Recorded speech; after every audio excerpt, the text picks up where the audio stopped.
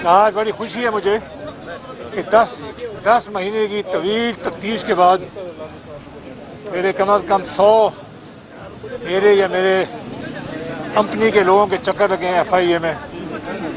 लाखों डॉक्यूमेंट हमने दिए हैं, सबूत, और आखिर मुझे बड़ी खुशी है कि आज FIA ने खुद कोर्ट में एडमिट किया है कि हमें गिरफ्तारी की कोई ज़रूरत नहीं है। बाकी मैं कानून को हमेशा से फेस किया है और मैं फेस करता रहूँगा। मेरे वकील साहब हैं सलमान सफदर साहब, वो ज़रा आपको थोड़ा सा कुछ एक्सप्लेन करना चाहते हैं।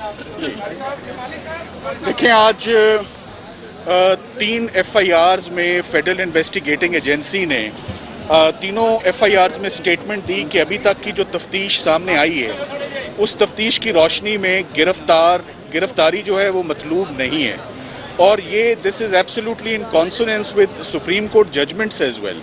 ऊपर नीचे honourable Supreme Court of Pakistan के फैसले आए हैं कि स्ट्रेट अवे अरेस्ट नहीं होनी चाहिए, और अरेस्ट की ज़रूरत सिर्फ तब पड़ती है अगर कोई जस्टिफिकेशन हो।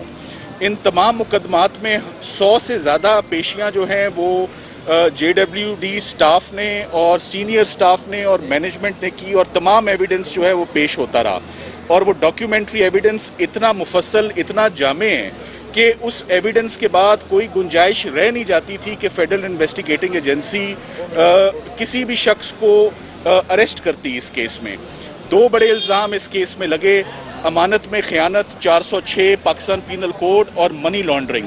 406 में सिर्फ इतना जुमला ही काफ़ी है कि इंक्वायरी में, तफ्तीश में आज दिन तक कोई भी एग्रीव्ड पार्टी सामने नहीं आई, कोई मुद्दई मौजूद नहीं है इस केस में कि हमारी अमानत में ख़यानत हुई है या हमारी ब्रीच ऑफ फाइडुशरी ड्यूटी हुई है। इसी तरह मनी लॉन्ड्रिंग के भी तमाम जो इल्ज़ामात हैं वो पूरी तफ्तीश में उसका इतना प्रॉपर एविडेंस जो है वो दिखाया गया है कि ये पैसा जो है ये लीगल और लॉफुल सोर्सेज से, बैंकिंग चैनल से ये निकलता है और बैंक टू बैंक ट्रांसफ़र है, और इसमें ना कोई हुंडी है, ना हवाला है, ना मनी लॉन्ड्रिंग का कोई एलिमेंट मौजूद है। तो जहांगीर खान तरीन साहब और उनके बेटे ये मुल्क से बाहर थे जब ये तफ्तीश शुरू हुई, ना ये फ़्लाइट रिस्क हैं, और तफ्तीश मुकम्मल है, तमाम डॉक्यूमेंट्री एविडेंस दे दिया है और इधर मौजूद हैं कि मज़ीद इनको कोई एविडेंस रिक्वायर्ड होगा वो देंगे। मैं ये ज़रूर बताता चलूँ कि ये जो इल्ज़ामात हैं ये कंपनी के ऑपरेशंस के मुतल्लिक हैं कि कंपनी ने इन्वेस्टमेंट क्यों की, कंपनी ने एक्विजिशन क्यों की।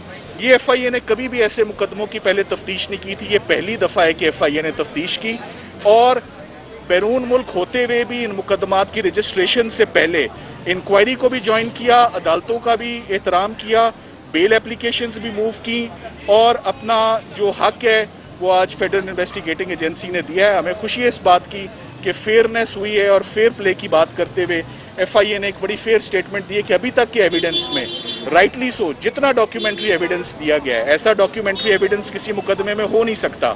गिरफ्तारी का ये केस बनता ही नहीं, बल्कि फौजदारी का ये केस नहीं बनता। Thank you very much.